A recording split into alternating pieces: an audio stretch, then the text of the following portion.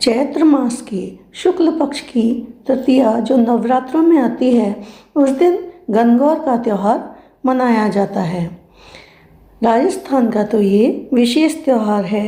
वहाँ ये त्यौहार 16 दिन का मनाया जाता है। इस त्यौहार को गौरी तृतीया, गौरी उत्सव, ईश्वर गौरी और गणगौर आदि नामों से जाना जाता है। इसमें एक पाटा रखा जाता है, उस पर मिट्टी के शंकर पार्वती जी को बिठाते हैं।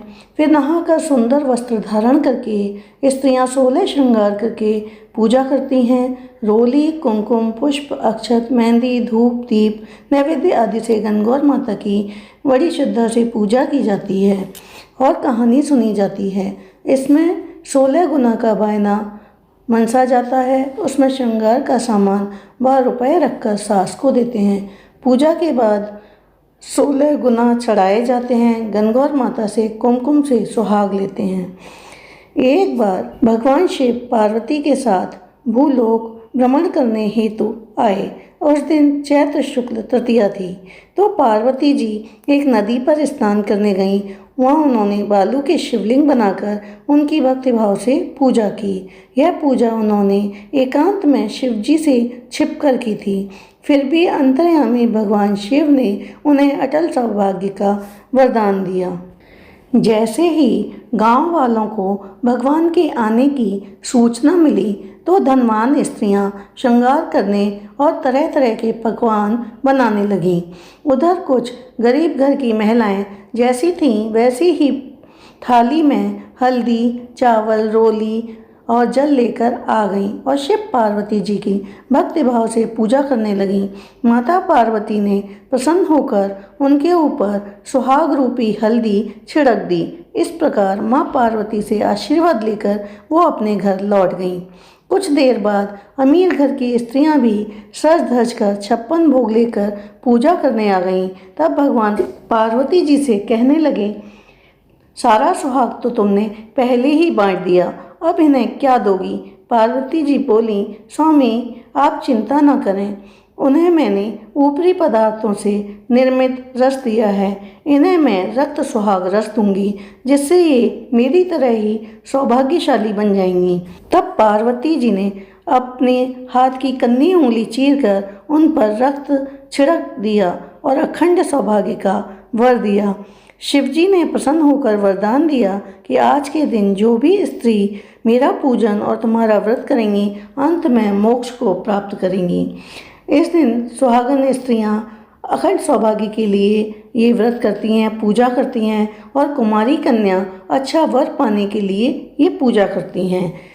एक कहानी इस प्रकार है। राजा ने बोए जौ चने, माली ने बोई दूब। राजा के जौ चने बढ़ने लगे, माली की दूब घटने लगी।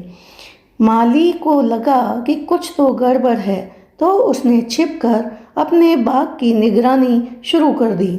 उसने देखा छोटी लड़कियां दूब तोड़ रही थीं। माली को बहुत गुस्सा आया। उसने लड़कियों को डांटा और एक लड़की की चुनरी छीन ली, तो वह रोने लगी और माली से कहने लगी, बाबा हमने कोई चोरी नहीं की, हमें तो गणगौर माता की पूजा के लिए दूब चाहिए थी, इसलिए हमने आपके बाग से दूब तोड़ ली। आप हमें दूब ले जाने दें। अगर आप चाहें तो इसके बदले हम आपको पूजा के बाद जो पाटा प्रसाद होता है वो आपको लाकर दे देंगी। माली को तरस आ गया और वो राजी हो गया। उसने उन कन्याओं को दूब ले जाने की अनुमति दे दी। अब उन कन्याओं ने वादे के मुताबिक जो पाटा लाकर माली को दे दिया, तो माली उसे अपने घर ले गया। मालिन ने वो पाटा ले जाकर अंदर कोठे में रख दिया। शाम को मालिन का बेटा आया और बोला, माँ भूख लगी है। मालिन बोली, अंदर पूजा का पाटा रखा है, प्रसाद है, उसमें खाने का सामान है, जाकर ले लो। पर उससे कोठे का दरवाज़ा नहीं खुला। वो जोर जोर से दरवाज़ा पीटने लगा। आवाज़ सुनकर उसकी माँ आई तो बोला कि माँ दरवाज़ा तो खुल ही नहीं रहा। उसकी माँ ने आकर देखा कि सचमुच दरवाज़ा नहीं खुल रहा था। तब मालिन ने मांग से सिंदूर निकाला, आँखों से काजल निकाला और नखों से मेहंदी निकाली। तीनों को हथेली पर लेकर जैसे ही दरवाजे पर छींटे मारे, वैसे ही कोठे का दरवाज़ा खुल गया। अंदर देखा तो वहाँ ईश्वर और गणगौर बैठे थे। ईश्वर ने बहुत ही सुंदर वस्त्र धारण कर रखे थे और गौरा जी मांग संवार रही थीं। अंदर हीरे मोती जगमग कर रहे थे, अन्न धन के भंडार भरे थे। माली और मालिन ने बड़ी श्रद्धा से ईश्वर गणगौर के दर्शन किए, आशीर्वाद लिया, सुहाग लिया। उनके तो जैसे भाग ही खुल गए। जैसे ईश्वर और गणगौर माता ने माली मालिन पर कृपा की, वैसे ही गणगौर माता हम सब पर कृपा करें और अटल सौभाग्य का वरदान दें। बोलो गणगौर माता की जय। आपको मेरी ये पोस्ट कैसी लगी कमेंट करके मुझे ज़रूर बताएं। ज़्यादा से ज़्यादा लाइक और शेयर करें। मेरे चैनल को सब्सक्राइब करना ना भूलें। जय जय श्री राधे।